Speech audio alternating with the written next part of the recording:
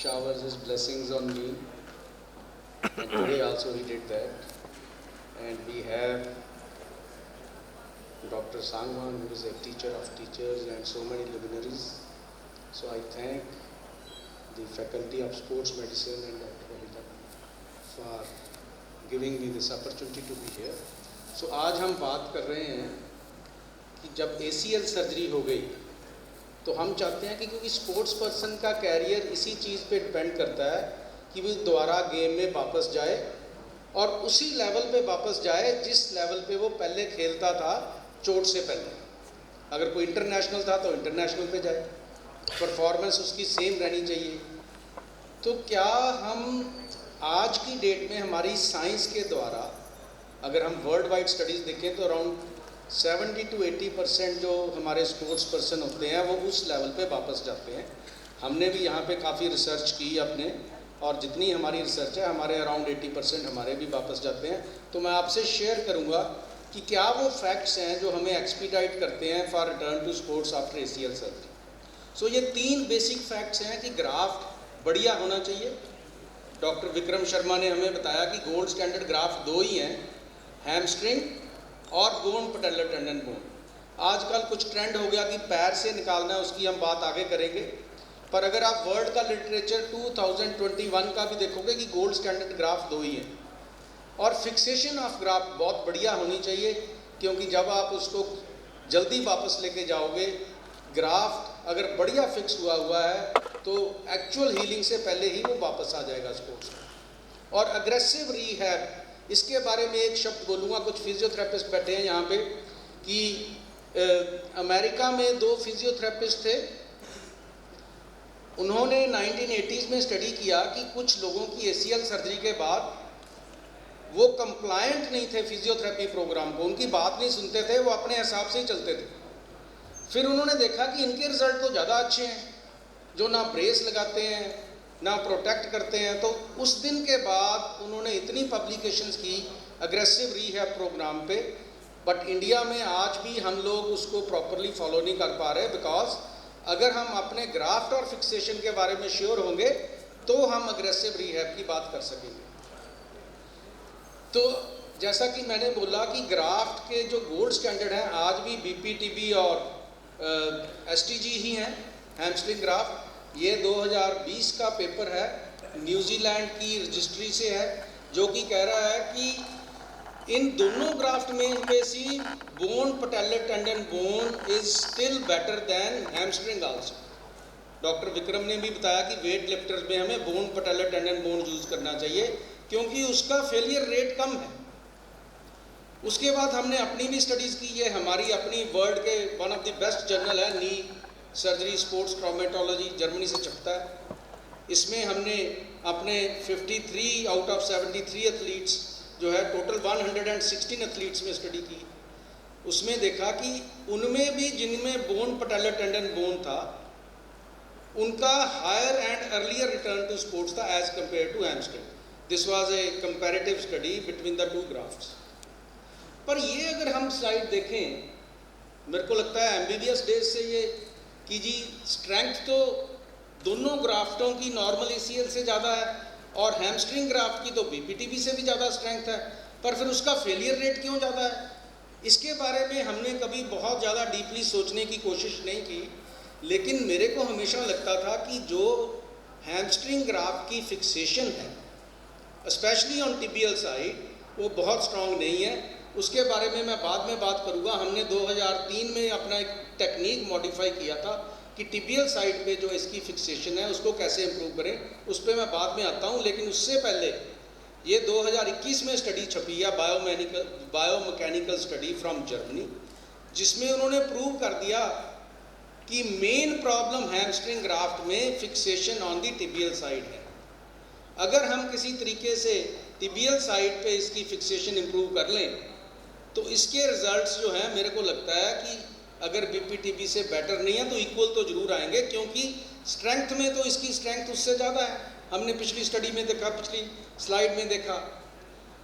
तो ये हमने 2003 में एक नया कंसेप्ट लेके आए थे कि हम हैमस्ट्रिंग ग्राफ्ट को टिबिया से काटते नहीं थे, एक स्पेशल टेक्निक हमने डेवलप किया, उसको बोलते हैं प्रिजर्व्ड इंसर्शन ऑफ हैमस्ट्रिंग, और ये पेपर हमारा 2010 में छपा विद 5 इयर्स फॉलोअप, जिसमें हमने ये दिखाया कि ये हमारा जो नया टेक्निक है इससे हम अर्लियर रिटर्न टू स्पोर्ट्स करते हैं, बेटर प्रोप्रियोसेप्शन है और उनकी परफॉर्मेंस भी बेटर है। लेकिन ये हमारी स्टडी जो थी ये एक तरह से रेट्रोस्पेक्टिव स्टडी थी।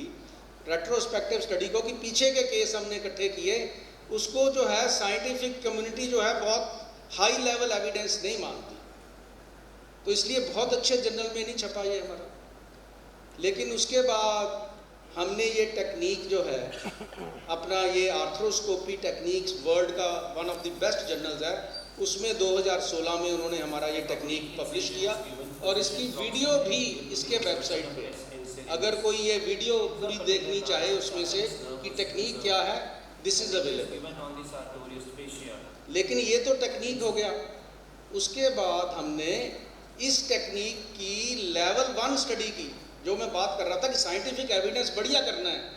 हमने एक डबल ब्लाइंड स्टडी की, आरसीटी जो हमारी रजिस्ट्री है इंडिया की, उसमें रजिस्टर करके इन दोनों ग्राफ्ट को स्टडी किया, फ्री ग्राफ्ट को और प्रिजर्व्ड इंसर्शन को, जिसमें हमने पाया कि हमारे वाला टेक्निक जो है it is much better than the free hamstring graft for return of sports person to the game and to the early also to the same level also. उसके बाद फिर हमने इसी टेक्निक को बोन पटेलर टेंडन बोन से भी RCT की randomised control trial, पिछली स्लाइड में तो फ्री हैमस्ट्रिंग से की थी, उसमें भी हमने ये पब्लिश किया हमारा पेपर कि there is no difference in the outcome of ACL reconstruction between the 2 grafts. So इसका मतलब ये हुआ कि जब हमने उसका इंसर्शन वाला पार्ट जो था टिबिया के ऊपर फिक्सेशन इंप्रूव कर ली, तो हमारे रिजल्ट्स जो हैं वो VPTB के बराबर आने शुरू हो गए। और दूसरा एडवांटेज इसमें ये हुआ कि हम टिबियल साइड पे स्क्रू नहीं लगाते, उसमें कॉस्ट भी कम हो जाती है। ऑल्दो कमर्शियली जो है कंपनियों को बहुत फ़ायदा नहीं होता इन चीज़ों से, बट हमने तो साइंस की बात करनी है, तो साइंस के पॉइंट ऑफ व्यू से ये टेक्निक आज की डेट में बेस्ट साबित हुआ। अब ये तो हो गई इन दोनों ग्राफ्ट्स की बात। अब हम बात करेंगे प्रोनियस लॉन्गस की। एक नया ट्रेंड चला पिछले 4-5 सालों में कि पैर में से ग्राफ्ट निकालो। अब MBBS में हम पढ़ते थे कि प्रोनियस लॉन्गस जो है आर्चेस ऑफ द फुट के लिए एक मेन टेंडन है। हमें तो ये बात डाइजेस्ट नहीं होती थी कि पैर में से ग्राफ्ट निकाल दो। अब नी में से बहुत सी स्टडीज़ हुई हैं कि ग्राफ्ट जब हार्वेस्ट कर दिया तो इनसिग्निफिकेंट लॉस ऑफ फंक्शन होता है एट द डोनर साइड। तो पैर वाला जब हमने स्टडीज़ पढ़ी जो लिटरेचर में थी, उन्होंने इस ग्राफ्ट पे रिजल्ट कंपेयर किए हैमस्ट्रिंग और VPTB से, लेकिन ये नहीं स्टडी किया कि पैर में क्या नुकसान होता है। हमें ये भी तो देखना चाहिए। फिर मैंने लिटरेचर देखा तो ये स्टडी 2021 की है कि प्रोनियस लैंग्वेज, ये फ्रेडी फू वर्ड का माना पंजाबी में हम बोलते हैं मन्या परमन्या बंदा, राइट। उसने मेटा एनालिसिस छापा कि भी रिजल्ट तो इसके उनके कंपेरेबल हैं, however there is slight decrease in the, ये पैर का स्कोर है, American orthopaedic surgeon foot and ankle score. तो इसका मतलब ये है कि क्या स्पोर्ट्स पर्सन को पैर नहीं ठीक चाहिए, उसने जंप भी करना है, भागना भी है, लैंड भी करना है पैर पे। तो ये एक स्टडी आई। उसके बाद फिर एक और बड़ी इंटरेस्टिंग स्टडी आई कि जिसमें उन्होंने क्लिनिकल भी देखी और बायोमैकेनिकल भी देखी। उन्होंने देखा कि 1 साल से ज़्यादा एवरेज फॉलोअप है anterior drawer test at the ankle. This is not anterior drawer test of the knee. जो एंकल का इंटीरियर ड्रॉ टेस्ट है उसमें लैक्सिटी देखी गई 16% लोगों में जिनसे पैर से ग्राफ लिया था, और पैर का स्कोर जो था वो सिग्निफिकेंटली लेस था। ये दोनों पैर के स्कोर हैं। और एक उन्होंने और बड़ी इंपॉर्टेंट चीज़ देखी, शायद फिजियोथेरेपिस्ट या जो फिजियोलॉजी के लोग हैं इसको ज़्यादा अच्छी तरह समझ पाएंगे कि isokinetic testing peak torque of aversion and aversion it was significantly lower on the harvested side. और ये वाली टॉर्क इंपॉर्टेंट होती है इन running, jumping and adjusting your foot on the uneven surface. So this graph, मैं तो आज तक इसको यूज़ वैसे भी नहीं किया था, लेकिन जब ये मैंने लिटरेचर देखा ये लेक्चर बनाने के लिए, तो मेरा और भी मन पक्का हो गया कि अभी रुकना चाहिए इसके लिए। और फिर एक और ये बड़ा इंपॉर्टेंट पेपर मैंने देखा कि there is insufficient evidence to support कि peroneus longest tendon is better than the other grafts. So इसलिए हमें जो लोग भी यूज़ करते हैं उनको ध्यान से करना चाहिए।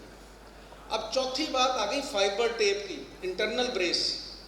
एक ये भी फैशन हो गया, गूगल के ऊपर वीडियोस डालते हैं यंगस्टर्स कि जी मैं तो फाइबर टेप से करता हूँ, मरीज को मैं अगले दिन ही भगा देता हूँ। लेकिन एक कॉमन सेंस की बात है कि फाइबर टेप जो है एक सिंथेटिक टेप है, धागे की बनी हुई है, उसको आप स्ट्रेच करो तो स्ट्रेच नहीं कर सकते। लेकिन जो आपका ग्राफ्ट है वो इलास्टिक है, स्ट्रेचेबल है।